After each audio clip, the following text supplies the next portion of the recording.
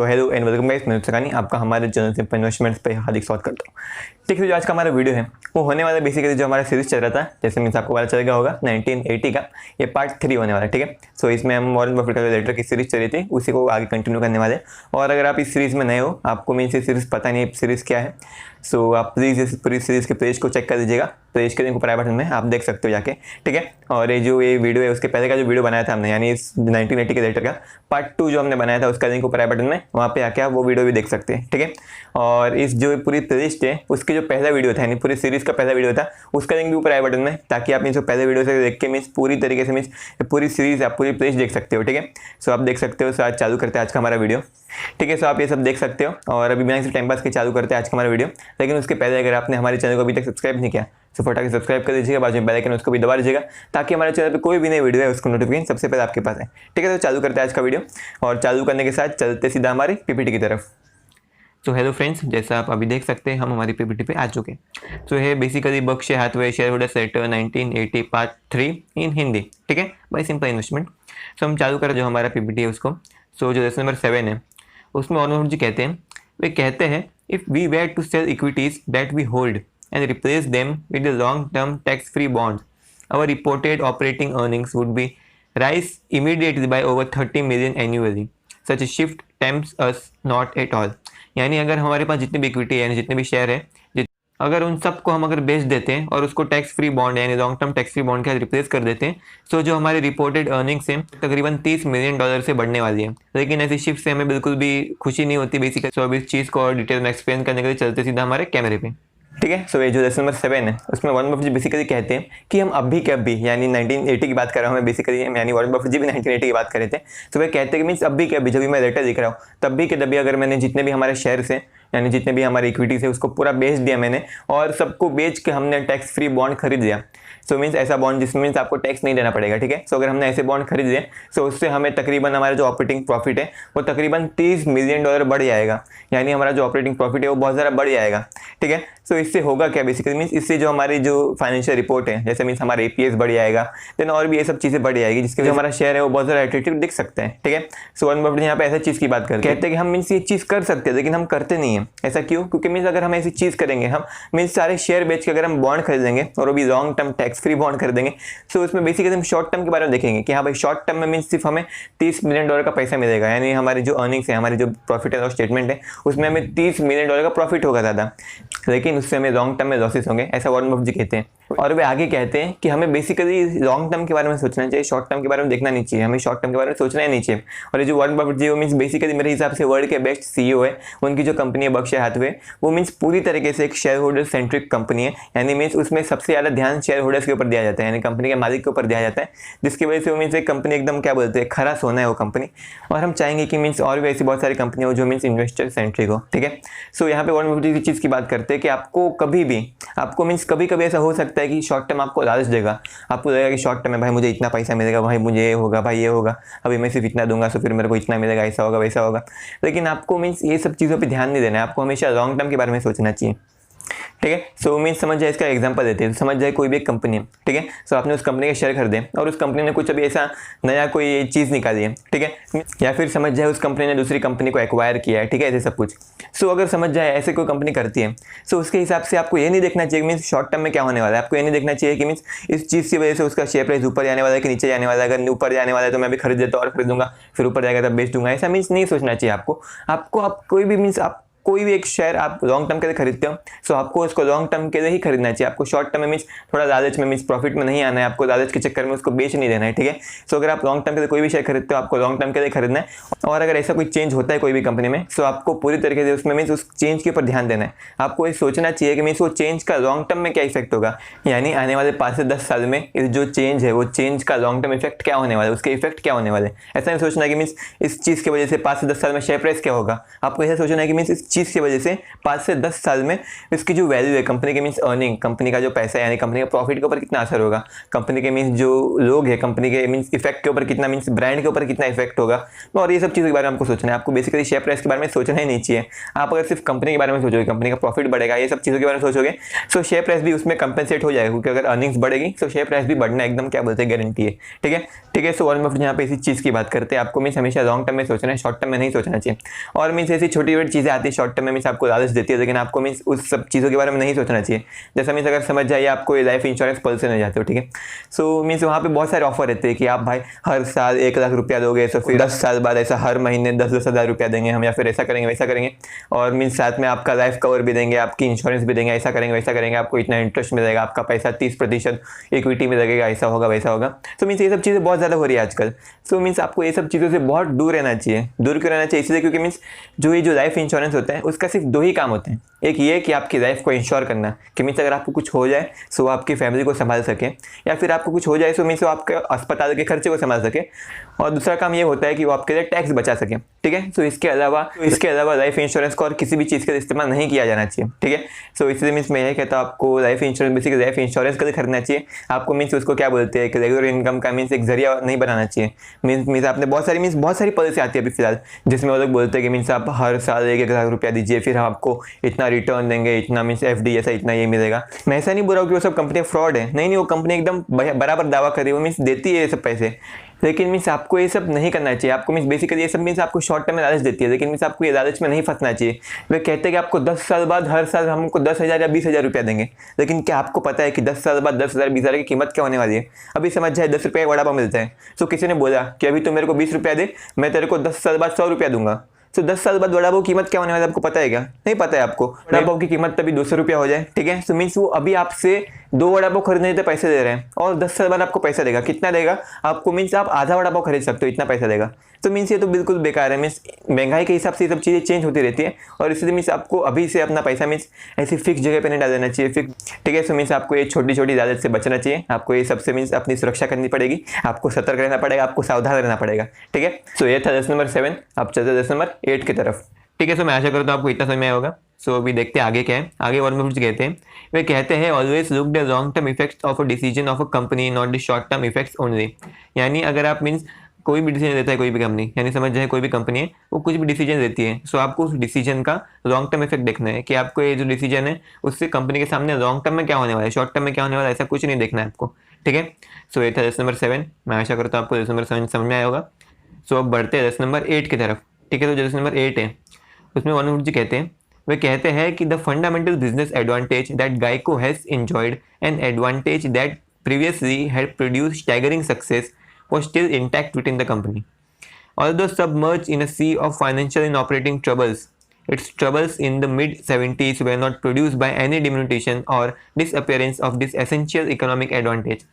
वे कहते हैं यहाँ पे गाइको नाम की कंपनी बारे में बात करते हो बेसिकली। सो वे कहते हैं कि गाइको के पास एक बिजनेस एडवांटेज थी, और बेसिकली mid-70s में उसको थोड़ी प्रॉब्लम आई थी, उसको थोड़ा मीन्स फाइनेंशियल ऑपरेटिंग थोड़े प्रॉब्लम्स आए थे, लेकिन जब ये प्रॉब्लम आए थे तभी बेसिकली जो उसका बिजनेस एडवांटेज था वो बिल्कुल भी गायब नहीं हुआ था, और बिजनेस एडवांटेज गायब होने की वजह से बिल्कुल भी प्रॉब्लम नहीं आए थे।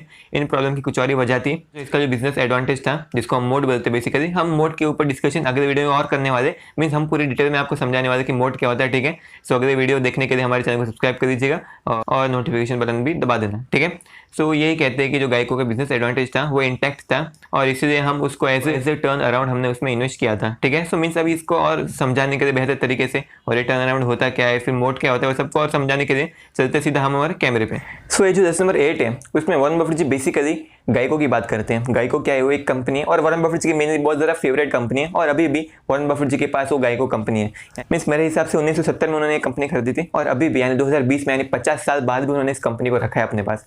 ठीक है, सो मीन्स इससे पता चलता है कि वॉरेन बफेट जी कितना लॉन्ग टर्म इन्वेस्टर है। ठीक है, सो मीन्स ये जो कंपनी है गाइको उसमें थोड़ी प्रॉब्लम हो चुकी थी, जिसके जो गाइको थी वो एक टर्न अराउंड थी। टर्न अराउंड यानी ऐसी एक कंपनी जिसका परफॉर्मेंस नीचे गिरता जा रहा था, लेकिन वॉरेन बफेट जी को भरोसा था उसका परफॉर्मेंस वापस से ऊपर जाने वाला है। ठीक है, सो वॉरेन बफेट जी ने मीन्स अपने पहले लेटर में, मीन्स इसके पहले वाला जो लेटर था उसमें वॉरेन बफेट जी ने कहा था कि जो टर्न अराउंड रहते हैं वो बहुत मुश्किल से टर्न होते हैं, यानी मीन्स उसमें बहुत कम चांसेस होते हैं ऊपर जाने के। यानी कोई कंपनी है और लोगों को लगता है कि वो टर्न अराउंड होने वाली है, टर्न होने वाली है, टर्न होने वाली है, अभी भी लगता है टर्न होने वाली है, लेकिन फिर वो वो टर्न नहीं होती, वो डूबती जाती है, डूबती जाती है, डूबती जाती है, ठीक है।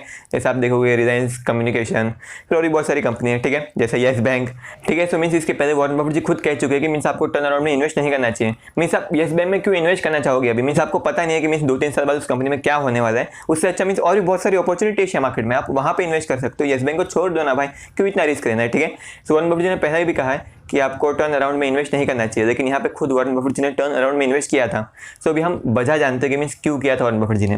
वॉरेन बफेट जी ने बेसिकली इसमें इन्वेस्ट इसलिए किया था क्योंकि इसका जो मोट था, ये मोट क्या होता है, ये मोट यानी एक बेसिकली एक बिजनेस एडवांटेज होती है। ये बिजनेस एडवांटेज यानी बेसिकली जो कंपनी है उसका ब्रांड में भी पावरफुल होगा, या फिर वो मीन्स चीज़ों को सस्ते दाम पे बेचती है, या उसका एक पावरफुल मीन्स मोट यानी बिजनेस एडवांटेज हो सकता है। उसको रॉ मटेरियल सस्ते दाम पे मिलते हैं, या फिर उसको गवर्नमेंट का सपोर्ट है। जैसे अगर आप IRCTC की बात करोगे तो उसका मीन्स मोनोपोली है, मीन्स पूरे इंडिया मीन्स जो जितने भी रेलवेज है उसमें केटरिंग मीन्स IRCTC करती है, और गवर्नमेंट का सपोर्ट है, मीन्स सिर्फ एक ही गवर्नमेंट कंपनी है जो ये सब काम करती है, ठीक है। सो मीन्स उसके पास मोनोपोली है, जिसकी वजह से मीन्स उसके पास एक बहुत अच्छी बिजनेस एडवांटेज है, ठीक है। तो वॉरेन बफेट यही कहते हैं कि जो गायकों के पास जो बिजनेस एडवांटेज थी वो कभी गई नहीं थी, वो कभी कम नहीं हुई थी। वे कहते हैं कि मीन्स गायकों में शॉर्ट टर्म के लिए थोड़ी प्रॉब्लम आई थी, शॉर्ट टर्म में मीन्स उसके थोड़ा ऑपरेटिंग में थोड़ा प्रॉब्लम आया था और कुछ थोड़ी प्रॉब्लम आई थी, लेकिन उससे जो गायकों का जो बिजनेस एडवांटेज था वो कुछ फर्क नहीं पड़ा उस पर। मीन्स शॉर्ट टर्म में प्रॉब्लम आया था, लेकिन मीन्स जैसा हमने इसके पहले लेसन में बताया था आपको किसी भी चीज़ का इफेक्ट शॉर्ट टर्म में नहीं देखना है, आपको उसका इफेक्ट लॉन्ग टर्म में देखना है, ठीक है। सो यही कहते हैं मीन्स उसमें शॉर्ट टर्म में प्रॉब्लम आया था, लेकिन जो उसकी मेन पावर थी, उसकी मेन पावर क्या थी कि वो सस्ते में अपना माल बेच सकती है। मीन्स उसको जो माल था वो सस्ते में मिलता था और उसको और सस्ते में बेच सकती थी। वो बेसिकली इंश्योरेंस बेचते थे। सो इंश्योरेंस में उसको थोड़ा रिस्क के बारे में ज़्यादा पता था, तो इसलिए मीन्स वो कहते थे कि मीन्स जो उसका बिजनेस एडवांटेज था वो बिल्कुल वहीं पर रुका हुआ था। मीन्स वो उसका बिजनेस एडवांटेज गया नहीं था, जिसकी वजह से मीन्स उसमें अभी भी ताकत बची हुई थी। उस बिजनेस एडवांटेज के जरिए वो मीन्स अभी भी और पैसे कमा सकती थी। मीन्स खाली एक बार थोड़ा प्रॉब्लम, ये सब जो प्रॉब्लम थे, ऑपरेटिंग प्रॉब्लम थे, वो सब एक बार सॉल्व हो जाए, उसके बाद उसका जो बिजनेस एडवांटेज था वो उसके लिए बहुत ज़्यादा पैसे लेके आने वाला था, ठीक है। सो यहाँ पर वॉरेन बफेट इसी चीज़ की बात करते हैं। और अगर हम अभी एक एग्जाम्पल की बात करेंगे, सो हम बात करते हैं नेस्ले के बारे में, ठीक है। मीन्स आपने मीन्स थोड़े टाइम नहीं बेसिकली कुछ साल पहले एक न्यूज़ आई थी मैगी के बारे में कि मैगी में ड्रग्स डालते हैं या फिर ऐसी कोई चीज़ में, ऐसा एक न्यूज़ आया था जिसकी वजह से जो मीन्स मैगी बंद कर दी गई थी। मीन्स मैगी को बैन कर दिया था, बैन तो नहीं किया था बेसिकली, लेकिन नेस्ले ने मैगी की जितने पीस थे वो सबको वापस अपने पास खींच दिया था, यानी मैगी बिक नहीं रही थी, जिसकी वजह से मीन्स लोगों ने सोचा कि हाँ भाई ये नेस्ले तो गई, भाई नेस्ले गई, उसका शेयर प्राइस बहुत ज़्यादा गिर चुका था। लेकिन अगर आप सोचोगे कि नेस्ले का जो ब्रांड है या जो मैगी है, मैगी एक ब्रांड बन चुका है। मीन्स आप मीन्स कभी भी समझ है, आप उठोगे, मम्मी पूछे क्या खाना है, आप ये नहीं बोलोगे मुझे नूडल्स खाना है, आप बोलोगे मुझे मैगी खानी है। तो मीन्स ये जो मैगी है एक ब्रांड बन चुकी है बहुत बड़ी। और मीन्स मैं खुद बताता हूँ आपको मेरा एक्सपीरियंस। मैं खुद मीन्स मैगी जब मीन्स दुकान से चली गई थी, मीन्स मैगी मिल नहीं रही थी, तभी मैं खुद नहीं रह पा रहा था मैगी के बिन, मुझे बेकार में yippee ये सब चीज़ें खानी पड़ रही थी, ठीक है। लेकिन कुछ इन्वेस्टर ने इस चीज़ को नज़रअंदाज किया और जो नेस्ले का शेयर था वो बहुत गिर चुका था। लेकिन मुझे यकीन था पूरी तरीके से कि मीन्स जो मैगी कभी ना कभी वापस आने वाली है, क्योंकि मीन्स उसका इतना हिट प्रोडक्ट है, मैगी इतना बहुत ज़्यादा हिट प्रोडक्ट है, बहुत पॉपुलर है। तो कुछ ना कुछ चेंजेस करके वापस से मैगी निकालने वाली है, जिसकी वजह से मीन्स उसका शेयर प्राइस वापस ऊपर जा सकता है। और ऐसा ही हुआ, उसने मैगी को वापस निकाला और उसका शेयर प्राइस वापस से ऊपर आ गया। तो यहाँ पे मीन्स अगर आपने तभी शेयर खरीदा होता तो मीन्स आपको अच्छा खासा प्रॉफिट हो गया रहता, आपको मीन्स अगर 20 से 30% या फिर उससे भी ज़्यादा प्रॉफिट हो चुका रहता, ठीक है। सो मीन्स आपको शेयर मार्केट में ऐसी अपॉर्चुनिटी ढूंढनी है, आपको ऐसी अपॉर्चुनिटी ढूंढने में जहाँ पे जो बिजनेस है उसमें मीन्स उसका शेयर प्राइस नीचे आ चुका है किसी चीज़ की वजह से, लेकिन वो चीज़ उसके लॉन्ग टर्म परफॉर्मेंस को अफेक्ट नहीं करती।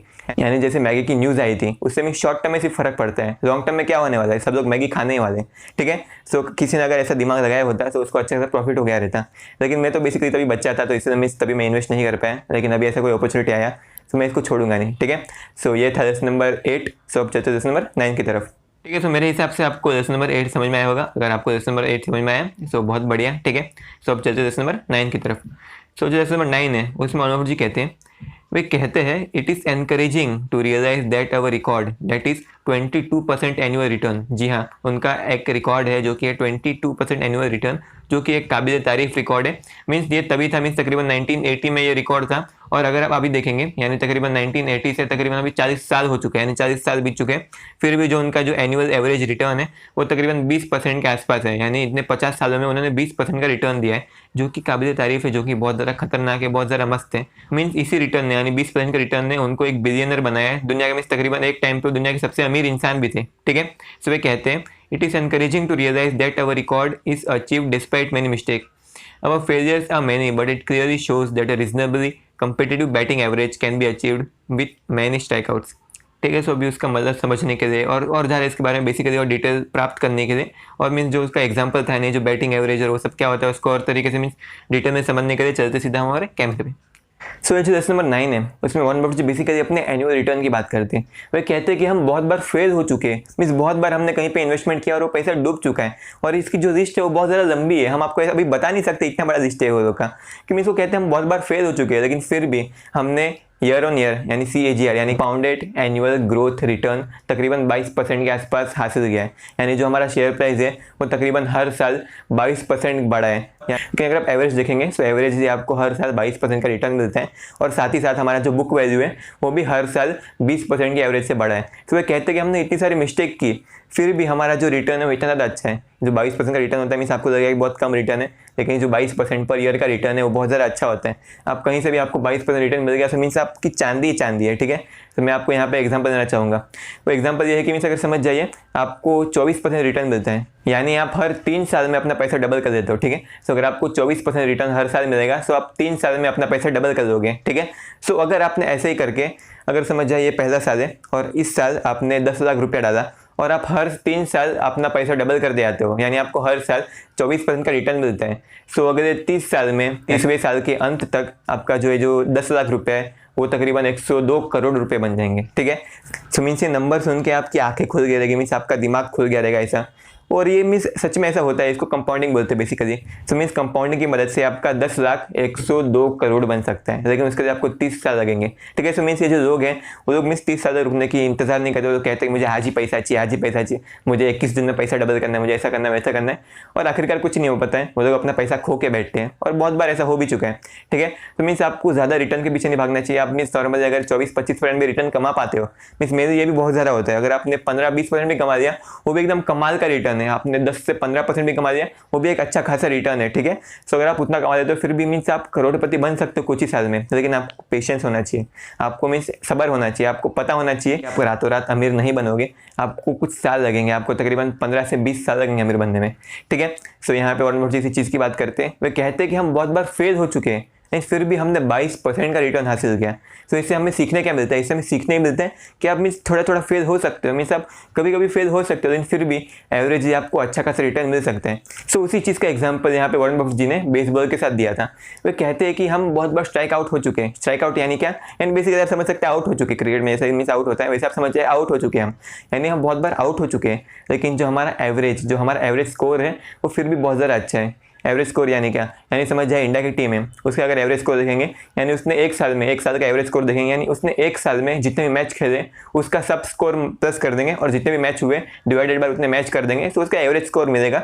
और वो कहते हैं कि हमारा जो एवरेज स्कोर है वो बहुत ज़्यादा अच्छा है। हालांकि हम बहुत बार आउट हो चुके हैं लेकिन फिर भी जो हमारा एवरेज यानी जिसको हम औसत बोलते हैं वो भी बहुत ज़्यादा अच्छा है। जैसे क्रिकेट में आपने सुना होगा औसत, मीन्स धोनी की औसत इतनी है, तेंदुलकर की औसत इतनी है, विराट कोहली की इतनी औसत और ये सब चीज़ें, ठीक है। सो मीन्स वो कहते हैं कि हम बहुत बार आउट हो चुके हैं लेकिन फिर भी जो हमारी एवरेज है, जो हमारा एवरेज रिटर्न है वो बहुत ज़्यादा अच्छा है। सो आपको इससे यही सीखना चाहिए कि मीन्स आप थोड़ा फेल हो गए चलोगे, आपको मीन्स ऐसा नहीं सोचना चाहिए कि हाँ भाई मैं फेल हो गया अब क्या करूँगा, अभी मुझे भाई मैंने 50% मेरे पैसे चले गए, अभी मुझे बहुत फटाफट पैसा कमाना पड़ेगा। सो अगर आप फटाफट पैसे कमाने जाते हो सो आपके पैसे और डूबते जाते हैं। सो आपको मीन्स पेशेंस से गेम खेलना चाहिए, आपको धीरे धीरे सब कुछ करना चाहिए, आपको एकदम कामली करना चाहिए हर एक चीज़, और आपको इतना पता होना चाहिए कि मीन्स आपको अमीर बनने के लिए तकरीबन 10 या 15 साल तो लगने ही वाले, ठीक है।